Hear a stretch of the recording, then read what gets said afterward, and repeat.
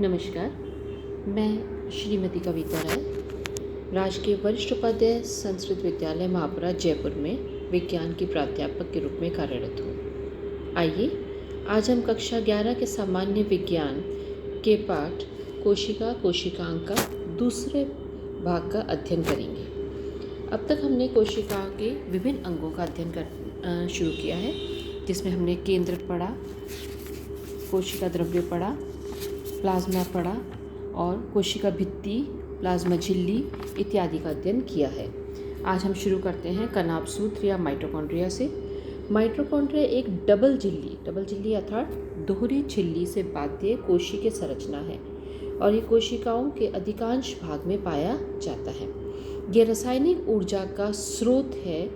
ATP के रूप में कोशिका की ऊर्जा पैदा करते हैं, इसीलिए इन्हें कोशिका का पावर प्लांट कहते हैं। पावर यानी ऊर्जा, पावर प्लांट है ये, क्योंकि ये ऊर्जा का स्रोत है हमारी कोशिकाओं के लिए। माइटोकॉन्ड्रिया की संरचना में हम देखते हैं कि ये एक दोहरी झिल्ली से बाध्य है, यानी एक के ऊपर एक, दो झिल्ली इसके ऊपर चढ़ी हुई होती है, एक बाहरी झिल्ली और एक भीतरी झिल्ली।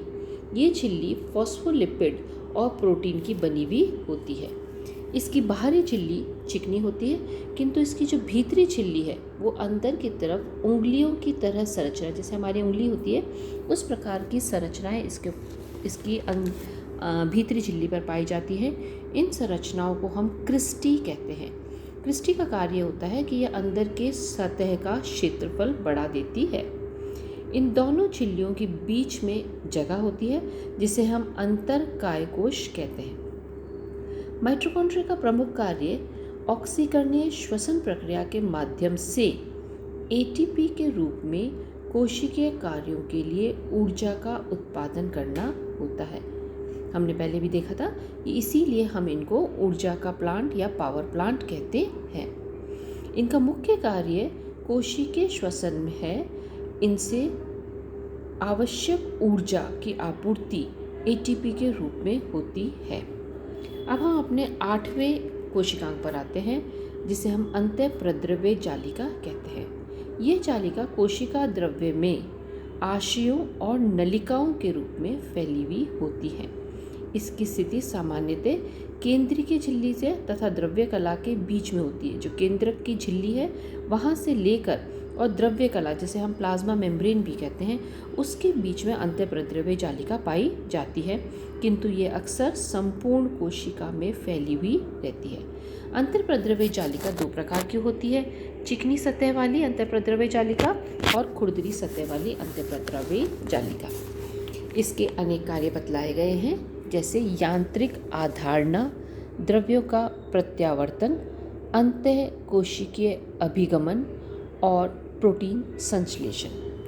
ये कंकाल ढांचे के गठन में भी महत्वपूर्ण भूमिका निभाते हैं।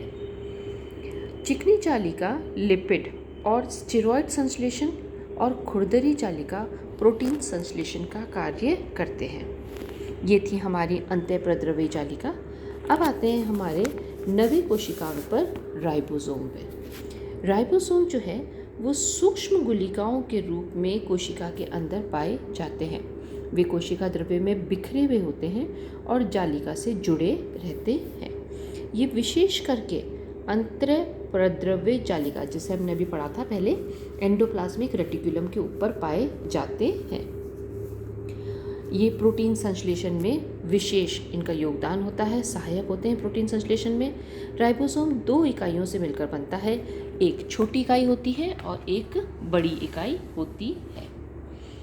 राइबोसोम का हम कार्य देख ही चुके हैं कि राइबोसोम का विशेष कार्य जो है वो है प्रोटीन का संश्लेषण करना। हमारा 10वां कोशिकांग है गुणसूत्र या पितृसूत्र, जिसे हम अंग्रेजी में क्रोमोसोम्स भी कहते हैं। गुणसूत्र केंद्रकों के भीतर जोड़ों में पाए जाते हैं। जोड़े मतलब पेयर्स में पाए जाते हैं, दो एक साथ दो के पेयर में पाए जाते हैं और कोशिका विभाजन के समय केंद्रक सहित विभाजित हो जाते हैं। इनमें स्थित जीनों को पूर्वजों के पैतृक गुणों का वाहन कहा जाता है। क्रोमोसोम्स के ऊपर जो जीन पाए जाते हैं उनका कार्य होता है कि वो हमारे पैतृक गुणों को एक संतति से दूसरी संतति में लेकर जाते हैं। इनकी संख्या हर जीव में निश्चित होती है। हर प्रजाति, हर जाति के लिए गुणसूत्रों की संख्या निश्चित है। जैसे मनुष्य में गुणसूत्रों की संख्या 46 होती है, जो एक से अन्य जातियों में एक जोड़े से लेकर कई 100 जोड़ों तक गुणसूत्र पाए जा सकते हैं। पितृसूत्रों में कुछ विशेष प्रकार के भी होते हैं, जिन्हें हम लैंप ब्रश गुणसूत्र या पॉलीटीन क्रोमोसोम भी कहते हैं। क्रोमोसोम या पितृसूत्रों का निर्माण हिस्टोन प्रोटीन तथा डीएनए तथा आरएनए से मिलकर होता है। भारतीय वैज्ञानिक श्री हरगोविंद सिंह खुराना को कृत्रिम जीन उत्पन्न करने के लिए 1978 में नोबेल पुरस्कार मिला। डॉक्टर हरगोविंद खुराना जो थे वो भारतीय मूल के वैज्ञानिक थे और उन्होंने कृत्रिम जीन जो है उसको उत्पन्न किया था। इनकी इस विशेष उपलब्धि के लिए 1978 में इनको नोबेल पुरस्कार से सम्मानित किया गया। हमारा अगला कोशिकांग है लवक। लवक अधिकतर पौधों में ही पाए जाते हैं। ये एक प्रकार के रंजक कण, रंजक का मतलब होता है किसी चीज़ का रंगने वाले, रंजक कण हैं जो जीव द्रव्य में इधर उधर बिखरे हुए रहते हैं। क्लोरोफिल धारक वर्ण के लवक को हरित लवक कहा जाता है। ये हमने पहले भी कई बार पढ़ा है कि पत्तियों का या किसी भी पेड़ पौधे का रंग हरा क्यों होता है, क्योंकि उसके अंदर हरित लवक पाया जाता है। और इस हरित लवक का कार्य होता है कि ये प्रकाश संश्लेषण के द्वारा पौधों में भोजन निर्माण की प्रक्रिया करते हैं। क्लोरोप्लास्ट जो है ये प्रकाश संश्लेषण के लिए जिम्मेदार होते हैं। बाहरी और क्लोरोप्लास्ट की भीतरी झिल्ली के मध्य एक जेलनुमा पदार्थ होता है जिसे हम स्ट्रोमा कहते हैं। ये हमारे क्लोरोप्लास्ट की आंतरिक संरचना है। क्लोरोप्लास्ट भी दोहरी झिल्ली की संरचना है। इसकी दोनों झिल्लियों के अंदर एक जेल जैसी संरचना जेल जैसा पदार्थ होता है जिसे हम स्ट्रोमा कहते हैं। थैलेकोइड सिस्टम स्ट्रोमा के अंदर तैरते रहते हैं। थैलेकोइड्स क्या होते हैं, जिसे हम सिक्कों के एक ढेर लगा लें, बहुत सारे हमारे पास में सिक्के हों और हम सिक्कों का ढेर लगा लें, तो थाइलेकोइड्स जो हैं वो ठीक इसी प्रकार से हरित लवक के अंदर दिखाई देते हैं। क्लोरोप्लास्ट का सबसे महत्वपूर्ण कार्य है वो है प्रकाश संश्लेषण की प्रक्रिया करना, जिसके द्वारा वह खाद्य शर्करा के रूप में भोजन तैयार करता है। हमारा अगला कोशिकांग है लाइसोसोम्स। लाइसोसोम एक ही झिल्ली से घिरा होता है, एक ही झिल्ली होती है, इसमें दो झिल्लियाँ नहीं होती। लाइसोसोम के अंदर एक ही झिल्ली होती है और ये पाचन एंजाइम युक्त छोटी सी थैली संरचनाओं की तरह होता है। लाइसोसोम को कोशिका की आत्मघाती थैली के रूप में भी जाना जाता है। क्यों? क्योंकि जब लाइसोसोम फट जाता है तो इसके अंदर उपस्थित एंजाइम इसमें से निकल के बाहर आ जाता है, जिसकी वजह से ये कोशिका का ही पाचन कर लेता है और एक आत्मघाती थैली के रूप में दिखाई देता है। सेंट्रोसोम ये केंद्रक के समीप पाए जाते हैं। इनके एक विशेष भाग को सेंट्रोस्फीयर कहते हैं, जिसके भीतर तारकायों का एक जोड़ा पाया जाता है। जब हम कोशिका विभाजन का पाठ पढ़ेंगे तब उसमें हम देखेंगे कि तारकाय क्या होते हैं और उनका क्या कार्य होता है। कोशिका विभाजन के समय ये विभाजक कोशिकाओं के ध्रुव का निर्धारण करते हैं और कुछ कोशिकाओं में तो कशाभिकाओं जैसी संरचनाएं भी उत्पन्न करते हैं। ये हमने अलग अलग प्रकार के कोशिकांग पढ़े।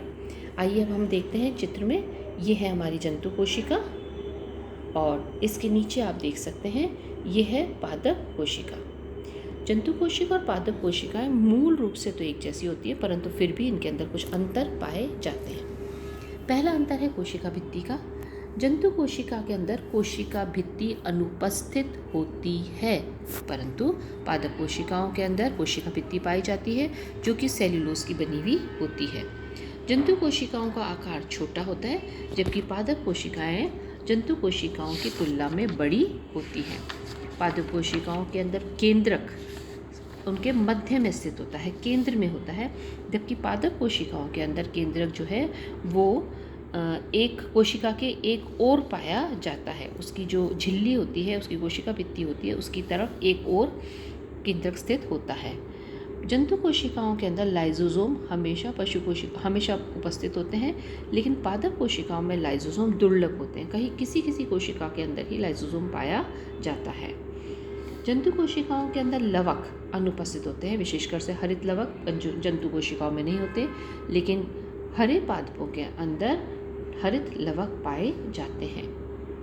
जंतु कोशिकाओं की रिक्तिकाएं छोटी होती हैं, जबकि पादप कोशिकाओं की रिक्तिकाएं बड़ी होती हैं। जंतु कोशिकाओं में संचित भोजन ग्लाइकोजन के रूप में पाया जाता है और पादप कोशिकाओं में यही संचित भोजन स्टार्च के रूप में पाया जाता है। जंतु कोशिकाओं में क्लोरोप्लास्ट अनुपस्थित होते हैं, पादप कोशिकाओं में पाए जाते हैं। जंतु कोशिकाओं का कोशिका द्रव्य का विभाजन खांच की तरह होता है। जैसे मान लीजिए ये एक कोशिका है, जब इसका विभाजन होगा तो बीच में एक खांच सी उपस्थित हो जाएगी। ये खांच जो है वो अंततः जाकर बीच में मिल जाती है और दो कोशिकाएं आपस में एक दूसरे से अलग अलग हो जाती हैं।